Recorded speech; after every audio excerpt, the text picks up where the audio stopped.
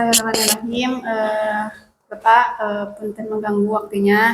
Saya atas nama mahasiswa yang bernama Cahya Indah Aziza dari mahasiswa STAI Dr. KHZ Mutakin dari Fakultas Tarbiyah Program Studi Pendidikan Bahasa Arab. Sebelumnya saya di sini ada beberapa pertanyaan yang mungkin mengenai tentang mata kuliah yang tentang bimbingan konseling yang ada di sekolah ini. Mungkin sebelumnya tema yang saya ambil untuk dianalisis tentang sekolah ini mengenai mengelola emosional dan perasaan anak-anak gitu kan. Ada juga anak-anak yang memang tidak tahu emosi ini tuh emosi negatif apa positif, ataupun perasaan-perasaan sedih itu seperti apa gitu. Mungkin akan menanyakan beberapa hal mengenai emosional dan perasaan di sekolah ini. Sebelumnya saya mungkin izin ya Bapak untuk menanyakan beberapa hal sebelumnya.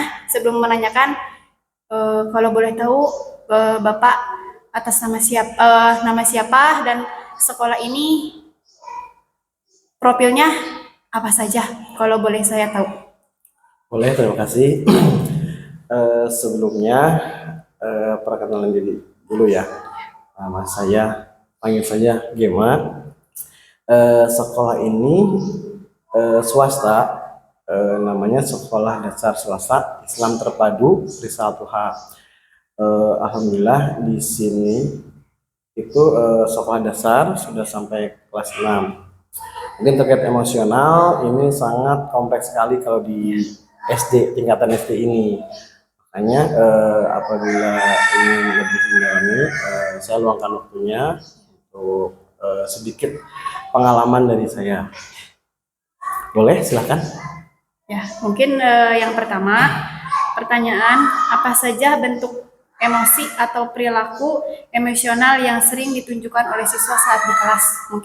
Mungkin Bapak sering, karena mungkin pengalaman Bapak sudah lama ya di sini sebagai guru, mungkin tahu bagaimana emosi dan perilaku saat di sekolah, saat mereka tidak bisa mengontrol emosi, mengelola emosi-emosinya. Mungkin seperti apa yang dilakukan saat terjadinya itu?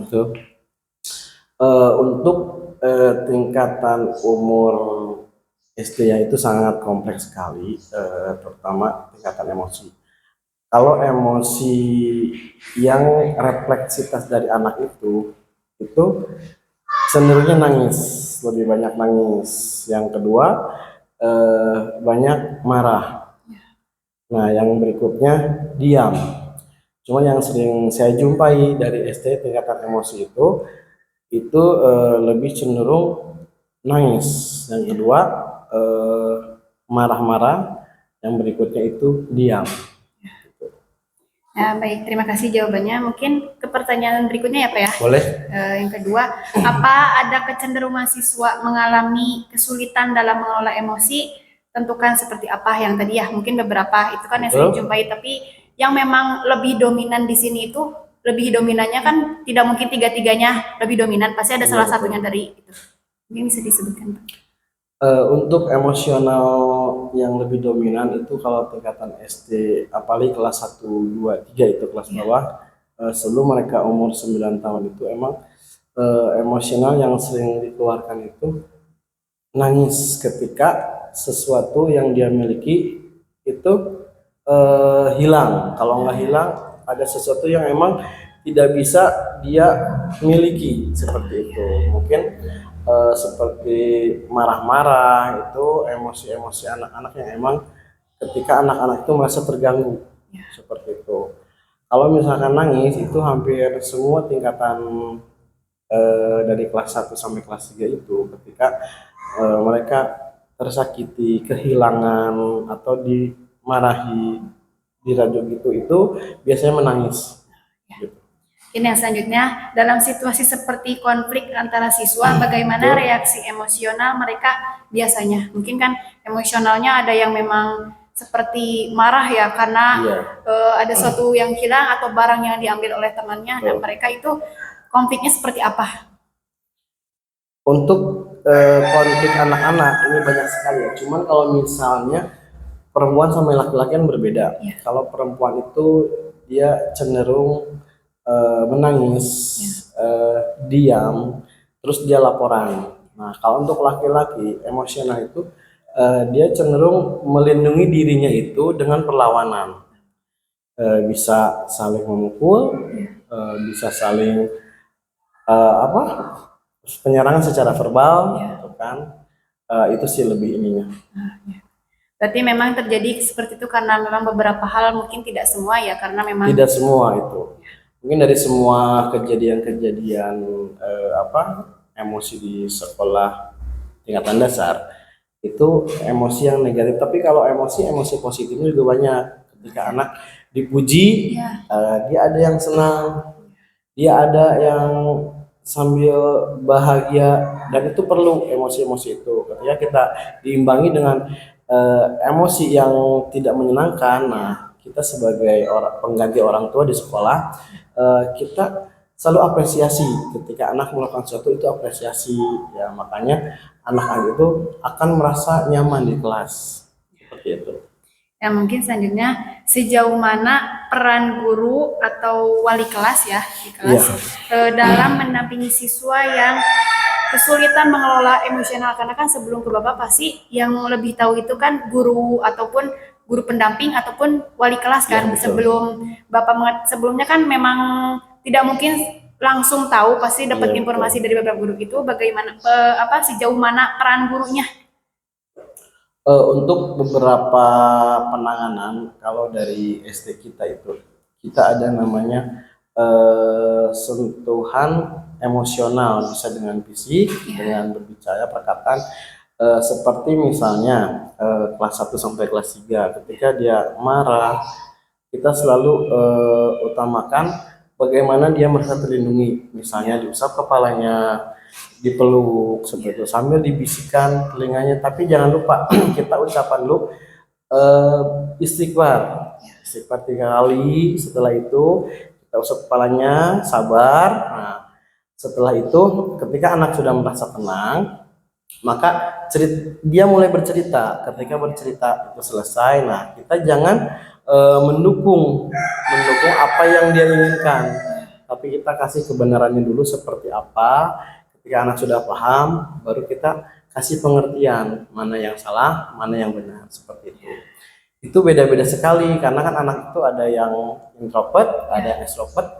Makanya tindakan-tindakan itu sangat kompleks kasus-kasus di lapangan itu, apalagi laki-laki yang emang cenderung dia mengeluarkan kejantanannya. Ketika dia marah, dia akan berontak, tapi sebisa mungkin kita tenangkan mereka, merasa mereka percaya sama kita sebagai pengganti orang tuanya.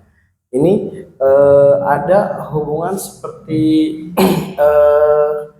seperti getaran-getaran emosional, emang harus kita sentuh secara fisik, kita usap, kita istighfar. Nah, ini untuk kelas 1 sampai kelas 3 ya. Untuk kelas 4 sampai 5, 6 di sekolah kita itu sudah tidak bisa bersentuhan yang berbeda jenis kelamin. Misalkan guru laki-laki sama murid perempuan itu tidak bisa berpegangan, pegang kepala itu nggak bisa. Makanya lebih ke sentuhan verbal aja, gitu kan. Bagaimana anak merasa nyaman dan terlindungi seperti itu. Ya, mungkin selanjutnya, adakah kasus siswa yang memerlukan perhatian khusus terkait emosional atau perasaannya? Karena kan tidak semua, apalagi kan yang saya tahu informasi saat ini tuh sekolah tidak boleh menolak yang berkebutuhan khusus ya kan. Betul. Yang memang seperti kayak emosionalnya yang tidak bisa mengelolanya. Nah, bagaimana, apakah ada di sini siswa yang berkebutuhan perhatian khusus dari semisal dari wali kelasnya ataupun memang dari pihak sekolah? Betul. Secara emosi. Secara emosi, betul di SD kita ada anak berkebutuhan khusus, tapi tentunya ini dengan pendekatan yang berbeda, gitu kan. Kalau anak berkebutuhan khusus itu kita tidak bisa disamakan dengan anak yang lain, gitu kan. Nah, ini ada pelatihan dari setiap wali kelas. Jadi wali kelas ketika dia mewakili kelasnya, anak berkebutuhan khusus, nah dia akan diberikan pemahaman-pemahaman bagaimana cara tindakannya. Jadi anak berkebutuhan khusus ini beda-beda. Ada yang memberontak, Ya. ada yang menangis langsung diam, ada yang tidak terkendali, gitu kan. Nah ini hal seperti ini biasanya kita mengerti apa yang dia inginkan dulu. Misalnya, contohnya dia lapar, tapi lingkungan sekitar tidak tahu. Nah, di situ kita sebagai guru atau wali kelas kita harus tahu ada kenapa nih, karena anak berkebutuhan khusus itu ada sebab akibat. Tidak mungkin dia berbuat kalau tidak ada sebabnya. Seperti itu yang sejauh ini kita pahami seperti itu. Nah, ya, mungkin yang terakhir ada harapan guru kesiswaan terhadap program pengelolaan emosi dan perasaan. Apakah ada harapan untuk lebih jauh bagaimana? Mungkin kan tidak semua orang paham ya, maksudnya mengenai ini kan pasti ada yang namanya guru satu paham tapi guru yang lain tidak, karena kan memang di sini pun apakah di sini ada pembiasaan yang membuat pasti akan ketemu antar kelas sebelumnya, kayak kegiatan-kegiatan apakah yang memang akan ketemu dari orang yang memang berkebutuhan khusus dan yang memang pengelolaan emosinya tidak bisa dikendalikan saat memang dari kelas 1 sampai kelas atas itu ada kegiatan secara langsung. Jadi untuk pengendaliannya gitu, ya. Apa untuk program-programnya?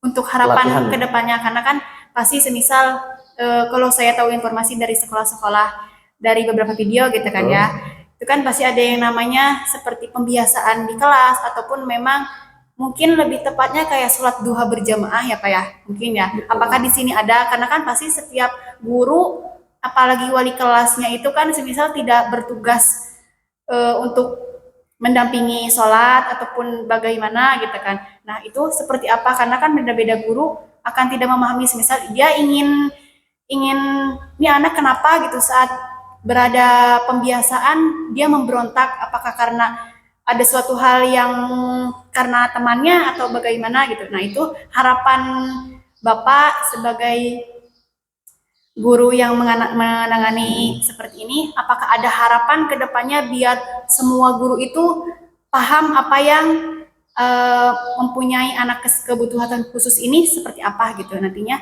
kan berbeda-beda gitu semisal. Betul. Mungkin sejauh ini harapan atau program-program ini anak berkebutuhan khusus emang betul-betul perlu diperhatikan ya. Karena kalau dilihat dari namanya berkebutuhan khusus itu bukan secara emosional, mungkin kalau dilihat secara kita motoriknya atau bisa dikatakan apa tuh bahasanya itu. Jadi kita harus memahami orang yang berkebutuhan khusus itu berarti itu tidak bisa disamakan dengan seperti kita. Tapi tujuannya sama gitu kan. Ini tidak bisa menjadikan anak itu dibeda-bedakan kan, karena kalau misalkan kita pandangan kita terhadap anak yang berkebutuhan khusus dibedakan, ini bakal menjadi sebuah kecemburuan kepada anak tersebut. Makanya harapan saya lebih dibanyakin apa ya, bagaimana kita mengetahui atau dalam hukum masyarakat itu kan, bagaimana masyarakat memahami apa yang dibutuhkan atau memahami kemauan orang berkebutuhan khusus agar kita bisa berinteraksi seperti layaknya masyarakat biasa. Karena anak berkebutuhan khusus ini intinya tidak diberi kesempatan, gitu kan? Karena seperti ini, misalnya contoh